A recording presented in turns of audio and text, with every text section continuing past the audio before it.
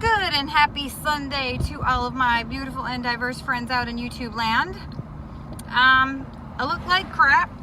I didn't plan on doing a vlog today, but I have a little bit of time and I just ate a little too much.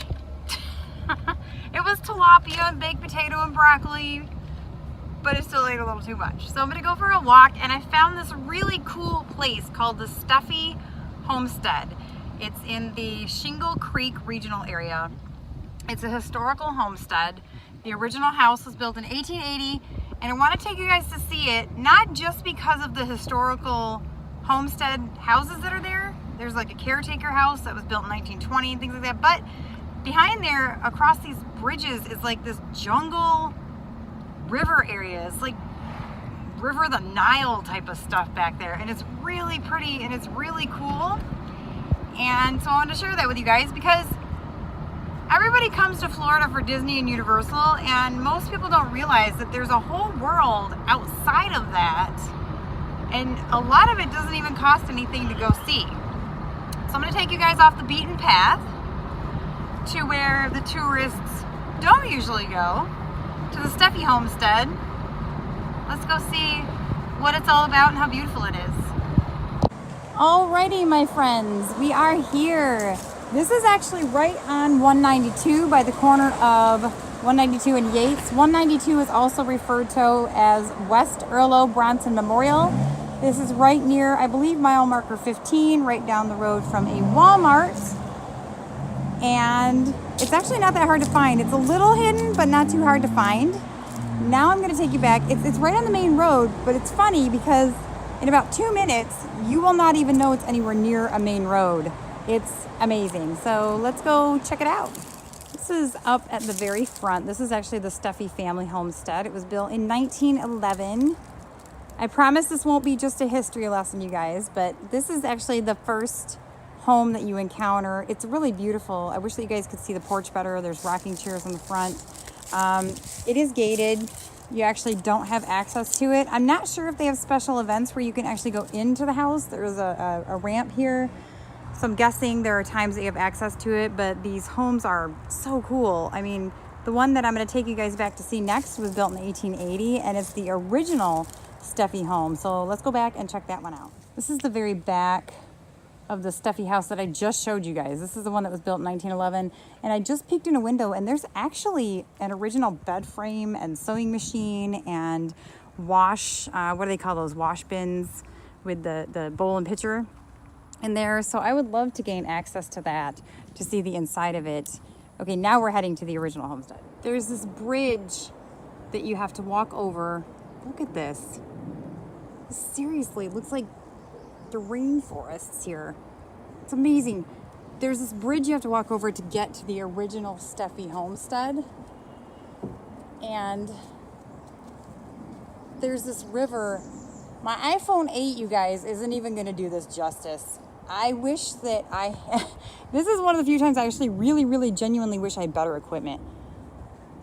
This place is incredible. It looks like the jungle. And it's right off 192. And had we not just gone discovering one day, we wouldn't even know that this place existed. And it gets even better from here. This is just up towards the front. I'm going to take you guys like way deep into the back of this area, but this is just breathtaking. I mean, oh, and by the way, you can, sorry about the finger there, you can rent kayaks here as well. You can go kayaking down this river. Yeah, that would be absolutely incredible. Okay, let's go see the 1880 Steffi house. Okay, so this is the original Steffi family cabin built in 1880. I swear this looks like something right out of Little House on the Prairie. This is Ryan's favorite actually cabin or house here. I took his picture right over there. There's a really cool spot by the river, which you guys can kind of see behind there. We're still up by the main road right now by 192, but I'm about to take you guys way back into a different world back there. But I thought this was really cool, and again, I would love to gain access to this one. I don't have access to it today, but let's go check out the Nile out back. I wanted to show you guys this on the way back. This is bamboo. Look at this huge spray of bamboo. It looks like bamboo fireworks. That's what Ryan and I were talking about when I brought him here the other day. It looks like this just spray of fireworks shooting out of the ground, but it's bamboo. That is incredible. And actually through there you can kind of see the river, and I'm going to take you guys to see more of it. So this is the cool winding pathway that goes back to the area that I wanted to show you guys. It's really secluded and beautiful, and I know this is subtropical here, so it shouldn't surprise me that it's very tropical Nile-like, but it did. It really took me aback, and I was just taken by the beauty of this place. Another thing you guys will see here is there's a ton of monarch butterflies, like legit monarch butterflies, which are actually endangered. So I got a little Twitter pated over that because I love monarch butterflies. I think they're just symbolic and beautiful of just breathing new life into everything, and their color is so vibrant. And it reminds me a little bit of my mom in the 70s because she had monarch butterfly stuff back then. But anyway, I wanted to show you on the way on this path going further back. This is the caretaker house from 1920. This is actually the most rustic house here. It's like insanely rustic. Obviously there was no electricity here. Probably inexpensively built. Beautiful hammock trees, but just an amazing piece of history. It's amazing to just sit and wonder what was happening like exactly 90 years ago here, you know? Very cool. Okay, we are heading back further. Luckily the trails are pretty clearly marked, so I know I won't get lost, but one could easily get lost back here. It is an unusually hot and muggy day for this time of year right now. So no matter what time of year, if you come here, it is a long walk. So bring your water with you, or, you know, if you haven't eaten much, bring a snack. It is quite a little bit of a hike, but it's so worth it. This is just the walk back to where the bridges and some more of the water are. This is like, it's like a jungular paradise. Jungular. I gotta start writing my own urban dictionary. Anyway, heading back. Getting a little further back now. Look at these palms. Actually, you know what this reminds me of, now that I think about it, is like Jurassic Park. Unfortunately, even though I'm quite a ways back, you can still hear some of the sirens from 192, but when you can't hear those, it's extremely quiet back here. It's not very busy. Very private and secluded and beautiful. There's a lot of woodpeckers back here. We saw 2 bald eagles last time we were here. Very cool. Look at this. It's so quiet back here. Except for a plane, because the Kissimmee Airport is nearby. This is so serene and gorgeous. If you guys visit here, you've got to come to this place because it is a most beautiful hike. Okay, we have come to the place that Ryan and I have deemed the Crooked Bridge. When you hit this, you know you're getting quite a ways back, and the foliage will change a bit and get thicker. And it gets a little quieter.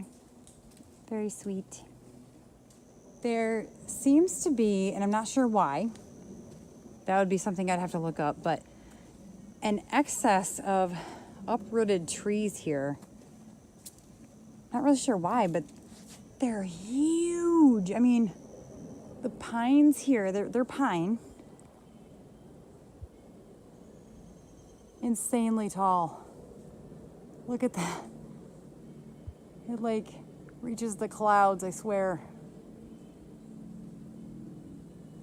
But amazing and beautiful.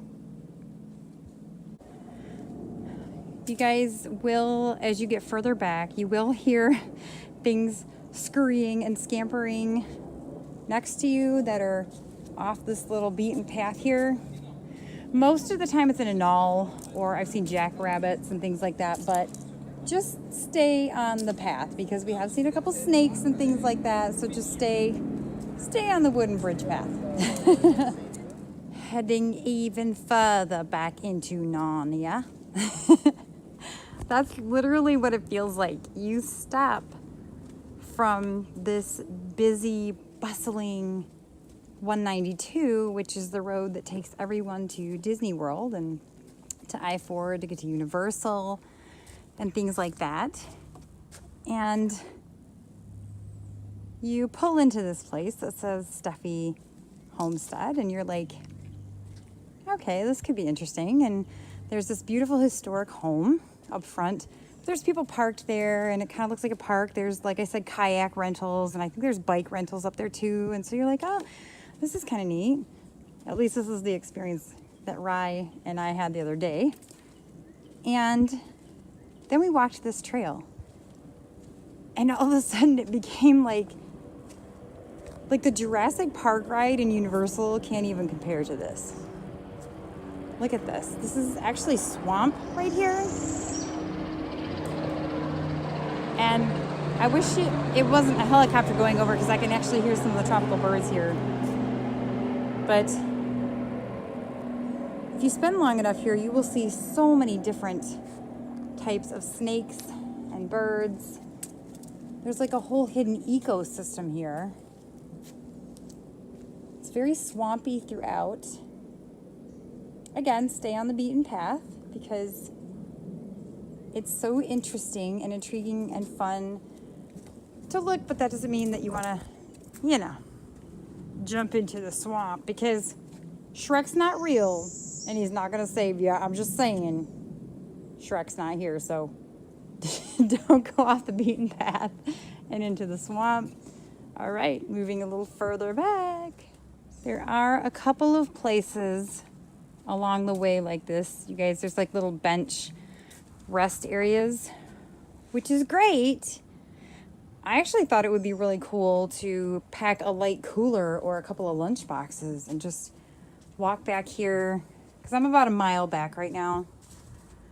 Walk back here and just sit here and have lunch